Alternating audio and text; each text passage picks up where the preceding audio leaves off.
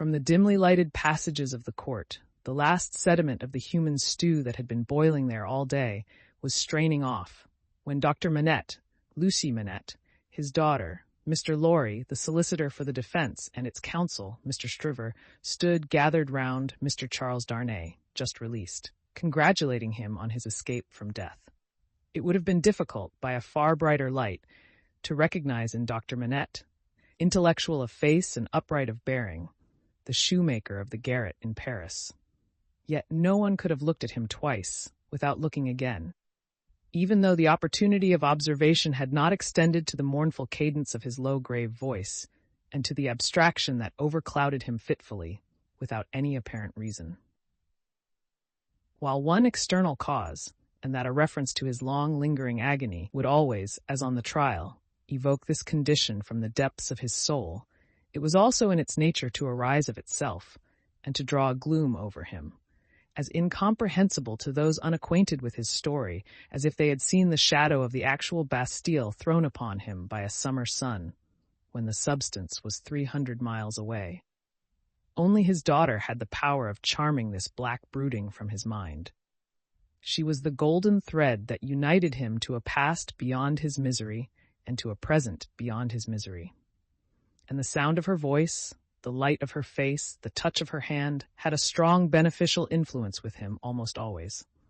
Not absolutely always, for she could recall some occasions on which her power had failed, but they were few and slight, and she believed them over.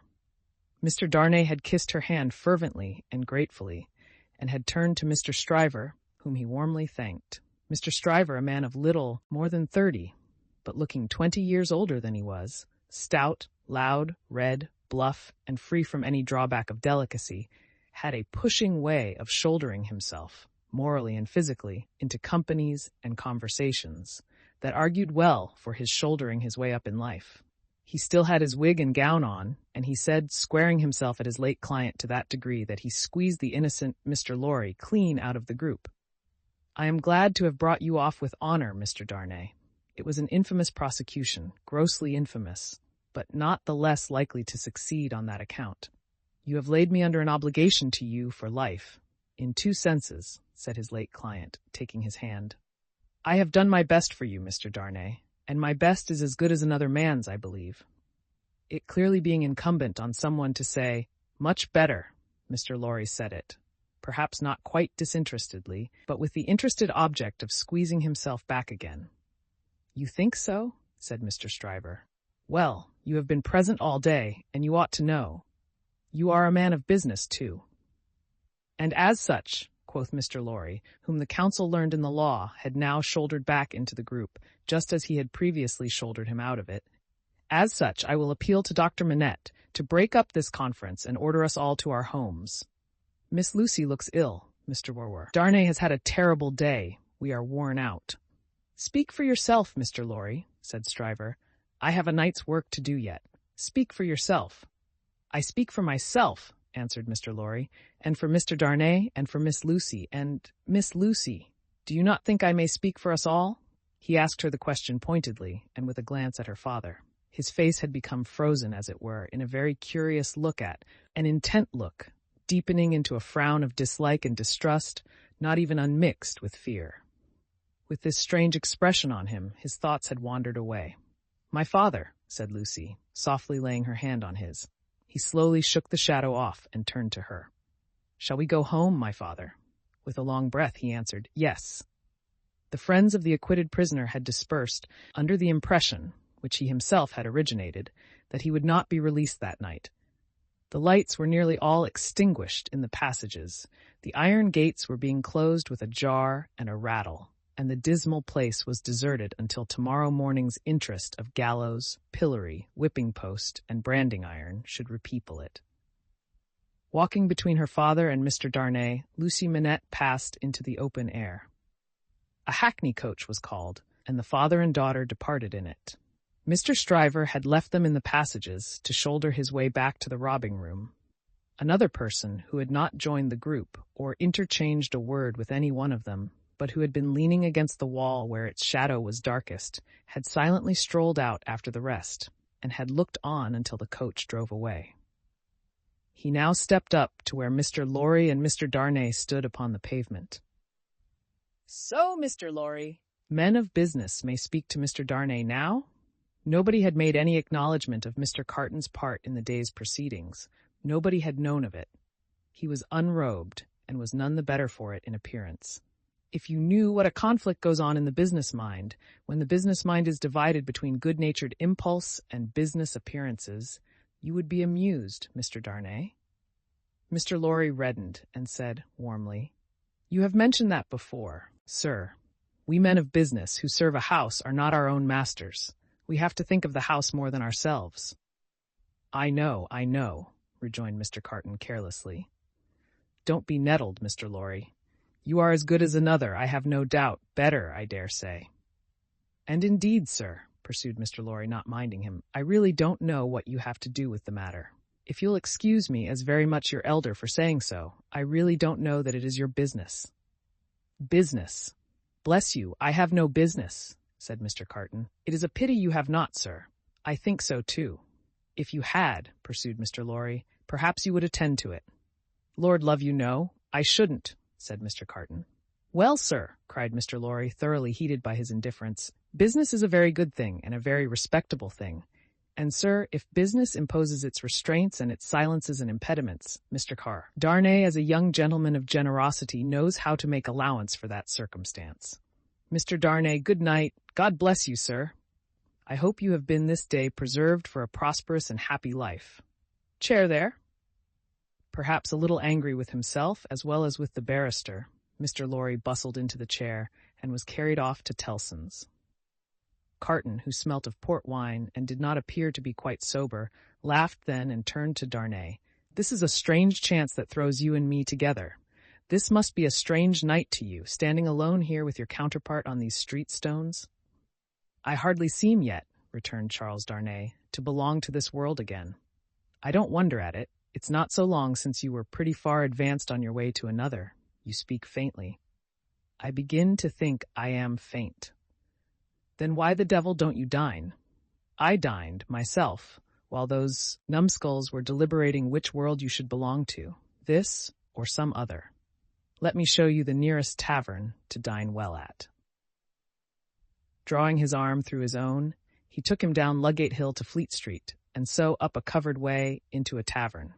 Here they were shown into a little room, where Charles Darnay was soon recruiting his strength with a good plain dinner and good wine, while Carton sat opposite to him at the same table, with his separate bottle of port before him, and his fully half-insolent manner upon him.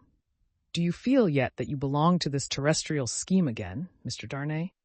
I am frightfully confused regarding time and place, but I am so far mended as to feel that. It must be an immense satisfaction." He said it bitterly, and filled up his glass again, which was a large one. "As to me, the greatest desire I have is to forget that I belong to it. It has no good in it for me, except wine like this, nor I for it, so we are not much alike in that particular. Indeed, I begin to think we are not much alike in any particular, you and I." Confused by the emotion of the day, and feeling his being there with this double of coarse deportment to be like a dream, Charles Darnay was at a loss how to answer. Finally, answered not at all. "Now your dinner is done," Carton presently said. "Why don't you call a health, Mr. Darnay? Why don't you give your toast?" "What health? What toast? Why, it's on the tip of your tongue. It ought to be, it must be, I'll swear it's there." "Miss Manette, then. Miss Manette, then."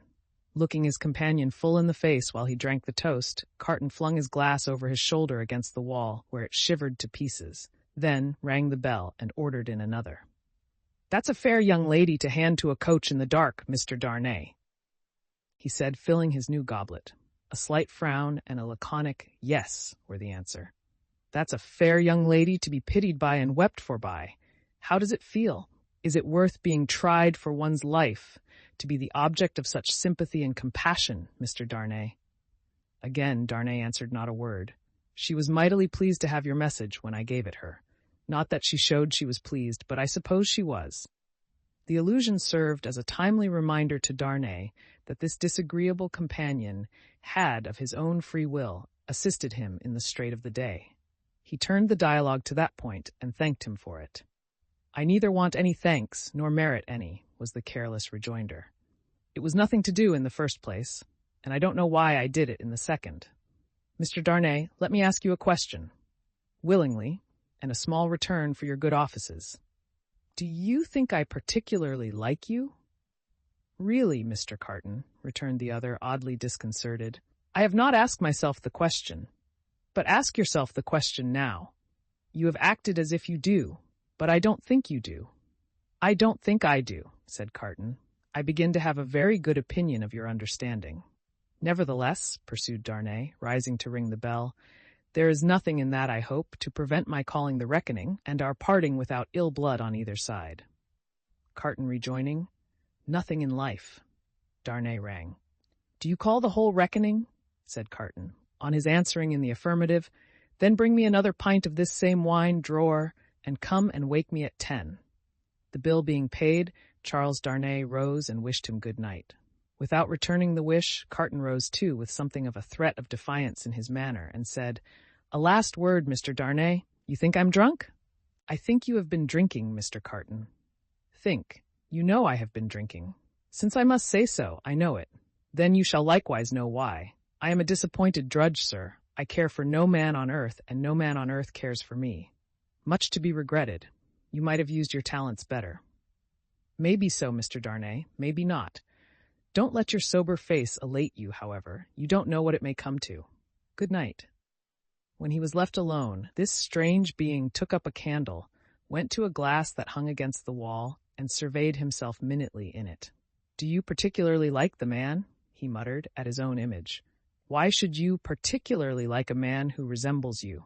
There is nothing in you to like. You know that. Ah, confound you. What a change you have made in yourself. A good reason for taking to a man that he shows you what you have fallen away from and what you might have been. Change places with him. And would you have been looked at by those blue eyes as he was, and commiserated by that agitated face as he was? Come on, and have it out in plain words. You hate the fellow. He resorted to his pint of wine for consolation, drank it all in a few minutes, and fell asleep on his arms, with his hair straggling over the table, and a long winding sheet in the candle dripping down upon him.